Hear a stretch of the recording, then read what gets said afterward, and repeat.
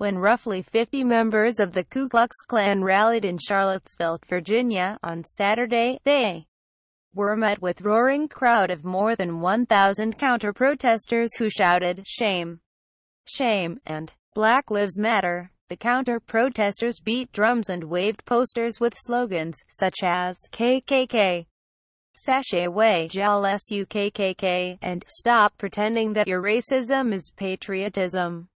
About 500 protesters, led by a coalition of local clergy members, marched through town singing, "We shall overcome." Other protesters wore Ghostbusters stickers and referred to the Klan members as sad phantoms from the past who needed to be exorcised. But as he waited at the front of the packed crowd for the KKK members to arrive on Saturday, Kyle Prince, a 74-year-old with a Confederate flag on his baseball cap, called himself kind of neutral, and said he did not support either the Klan or the counter-protesters, who he compared to a bunch of clowns. While not part of the group, he said he would be open to the Klan's perspective. They spoke mainly in support of the Confederacy and expressed views partial to the South. Saturday's KKK rally was one of several protests opposing the planned removal of a statue of Confederate General Robert E. Lee from a city park, one part of liberal Charlottesville's new effort to tell the truth about race in our history and systemic racism, Mayor Mike Siner told The Guardian. Facebook, Twitter, Pinterest. Doug Day plays Pete Seeger's "If I Had a Hammer" in protest of the KKK rally. Photograph, Pat Jarrett for The Guardian. The Klan rally, which lasted just over a half hour, was met with overwhelming peaceful opposition from protesters young and old. But the day was also marked with deeper tensions over policing, racism, and what American children should be taught about slavery and the Civil War.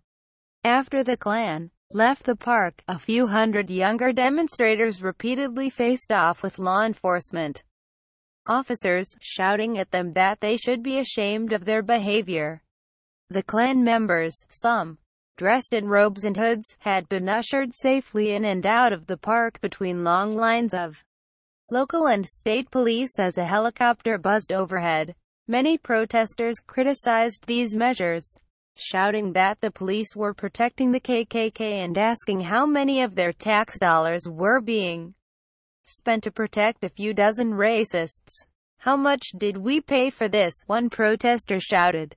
Siner, the mayor, said early on Saturday that he did not know how much the additional security and preparations for the day would cost, but that it was expensive. He said it was regrettable that the city had to spend so much time and resources preserving public safety in response to a fringe group. After declaring the assembly unlawful, officers used 3 canisters of tear gas on the young protesters in an attempt to make them disperse.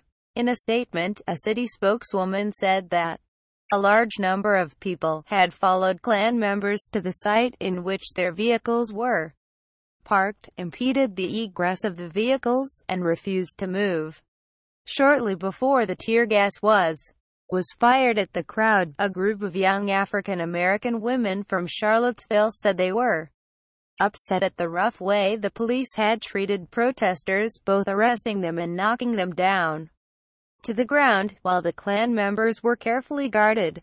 Protesters chanted the name of Sage Smith, a transgender teenager who disappeared in 2012 and whose case has never been solved, as evidence that the local police do not care enough about black residents. There were 22 arrests in total, city spokeswoman Miriam Dickler said. Heritage, not hate. While the KKK members in their garish regalia were greatly outnumbered, some white residents in the crowd agreed with the Klan that the statue of the Confederate general should remain in the park, and expressed frustration with the current way their children and grandchildren were being taught about the Civil War. "If you don't like it, don't look at it," Prince, who lives in nearby Culpeper, said of the Lee statue, which he called part of history and war memorial. The history that I was taught in school is nothing like the history the kids are being taught today, said Joanne McCracken, 52.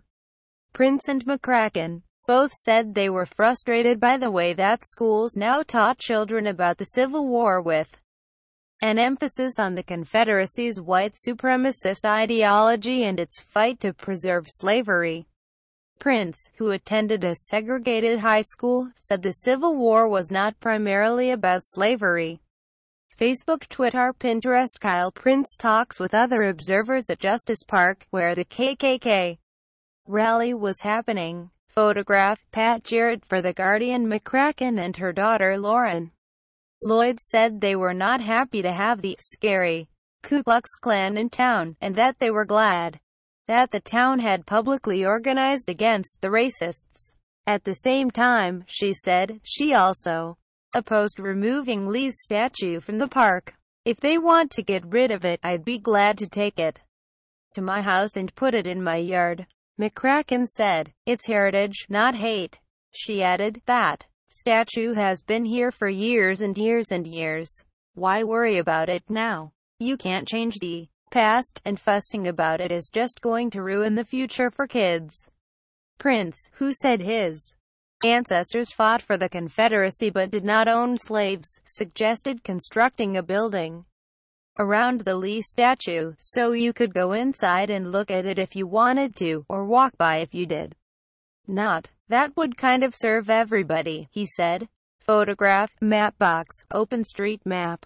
Charlottesville, the wealthy liberal town where the University of Virginia is based, has become a target for white supremacists because of its choice to publicly reckon with how slavery and race are addressed in its public spaces.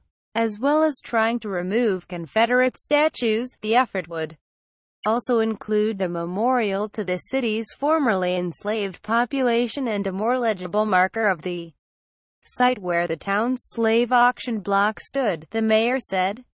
The vote to remove the statue of Liz, a beloved historical figure in Virginia, has sparked a legal battle and multiple protests from attention-seeking far-right groups, including, in May, a gathering of alt-right activists led by Richard Spencer who clustered around the statue with flaming torches, an image that attracted international coverage. I see this as analogous to internet trolling, where the troll's victory is to pull you into their twisted sick orbit, Steiner said of the Klan's rally.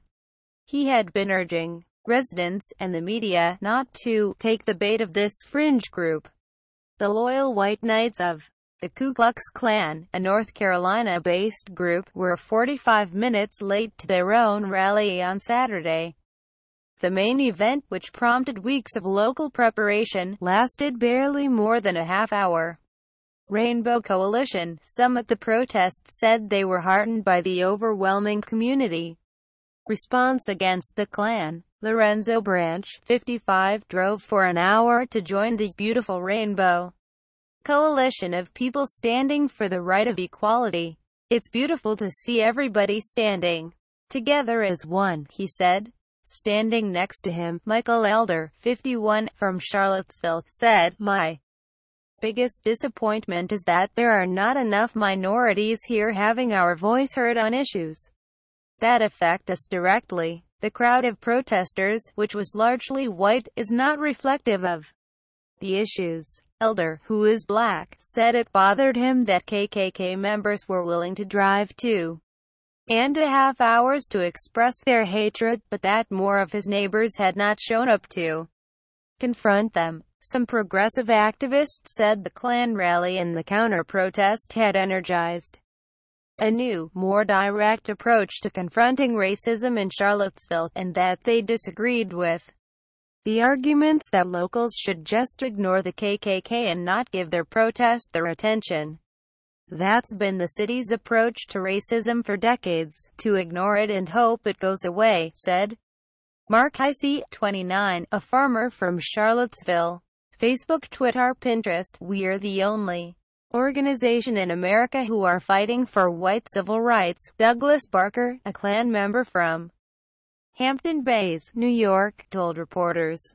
Photograph, Lois Beckett for The Guardian. Like other protesters, Heisey said he hoped the energy built confronting the KKK would be channeled into local reforms, including police reform and addressing gentrification that has harmed residents of color. During their brief rally in the center of a Charlottesville park, Klan members, some in satin robes and hoods, shouted "White Power," gave Nazi salutes and waved Confederate flags. Several carried posters with anti-Semitic slogans. At least one robed Klansman gave a speech, but it was almost impossible to hear what was being said over the chants and jeers of the crowd. The Klan members were separated from the protesters by a double row of barriers guarded by law enforcement officers. Journalists circulated in the fenced-off space between the two groups, some thrusting microphones in the faces of the few Klan members who are willing to approach the barrier to give interviews. "We're the only organization in America who are fighting for white civil rights," Douglas Barker, a Klan member in a wrinkled white satin gown, told reporters. He said he was from Hampton Bays, New York. Barker, who was wearing sunglasses and had a long ponytail half hidden under his robe, looked nervous as he faced a cluster of microphones. A red-faced man behind him repeatedly bellowed "White Power" and shouted a racial slur as Barker talked to the cameras. Some of the group's leaders, while still wearing traditional Klan garb, had adopted the more politically correct type of white nationalist rhetoric recently popularized by the alt-right. "God's law, we don't hate black people, we truly don't," Chris Barker, the violet and gold-robed imperial wizard of the loyal white knights of the KKK, told reporters. "I'm not a white supremacist, I'm a white separatist. I believe everybody should stick with their own race. That's God's law," he said. "We're not supposed to mix races." Asked which part of the Bible mandated such segregation, he said, "I don't have it off the top of my head." His wife, Amanda Barker, was one of at least 9 women of about the roughly 55 Klan members present. She told reporters that if the battles over Confederate statues continued, their group might begin protesting other statues. "If they keep removing ours, we're going to start retaliating," she said. "We're not trying to support any type of violence," she said. Her message to black residents of Charlottesville, she said, "I was, just like they love their heritage, we're going to love ours." Jack White, a path-breaking African-American journalist who had covered the civil rights movement, was standing in the crowd, and he scoffed when asked how the rally compared to the civil rights era. "What kind of pathetic loser do you have to be to join the KKK in the 21st century?" he said. "This is almost comical." White said he believed the alt-right, a collection of internet-savvy far-right nationalists, racists, misogynists and anti-Semites steeped in online trolling culture, were a much more serious threat today than the Klan. Facebook, Twitter, Pinterest protesters circled Justice Park before the KKK arrives. Photograph, Pat Jarrett for The Guardian. During the rally, a few people threw water bottles and at least 2 tomatoes over the heads of law enforcement officers and into the Klan enclosure, but the standoff between Klan and protesters was otherwise peaceful. Before the Klan appeared, Prince, the 74-year-old from Culpeper, said he thought the Klan itself was different now than it was in the past, and really weak, and that black residents had little reason to be concerned about having the group in town. "I don't think they're as racial as they used to be," he said before the group arrived. By the end of the rally, Prince said he was unimpressed with the group's uniforms and thought they were making the Confederate flag look bad and associating it with racism. "That doesn't look like white power to me," he said.